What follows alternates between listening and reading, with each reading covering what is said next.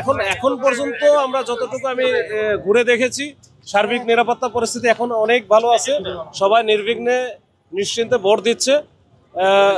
ইনশাল্লাহ দেখা যাক, এইভাবে থাকলে সমস্যা হবে না। ইনশাল্লাহ সবকিছু ঠিকঠাক মতো আমরা সম্পন্ন করতে পারবো। সাধারণ মানুষের জন্য কি নির্দেশনা আছে, যারা এখানে ঢাকা মেডিকেল বা আশপাশে যারা জরুরি আছে তাদের জন্য কি নির্দেশনা? সাধারণ মানুষ যারা তাদের আসলে যারা এই রেগুলারই যে ঢাকা ইউনিভার্সিটিকে হয়তো ব্যবহার করে তারা বিভিন্ন জায়গায় যাতায়াত করতো, তাদের জন্য আজকে আসলে একটু ঝামেলা হবে, তারা একটু কষ্ট ভোগ করবে। এখন কিছু করার নাই, এখন যেহেতু আজকে একটা দিন তাদেরকে একটু কষ্ট করতে হবে, এরপরে কাল থেকে তো তারা আবার স্বাভাবিকভাবে কাজ করতে পারবে। ঢাকা মেডিকেলের যারা সেবা নিতে আসে তাদের জন্য কি বলবেন?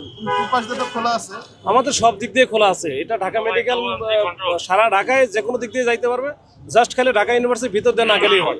এটা আসলে নিরাপত্তার স্বার্থে এটা করা হয়েছে। ডাক্তারদের জন্য এটা সবার জন্য, একেবারে ইমার্জেন্সি হলে সেক্ষেত্রে তো আমরা দিচ্ছি। একেবারে ইমার্জেন্সি দেখা গেল যে যারা অনেকে কার্ড নাই বা তারা ঢোকার জন্য চেষ্টা করতেছে, তাদের বিষয়ে কি বলবেন? না, যারা কার্ড নাই তারা ঢোকার চেষ্টা করে তো ঢুকতে দেবে।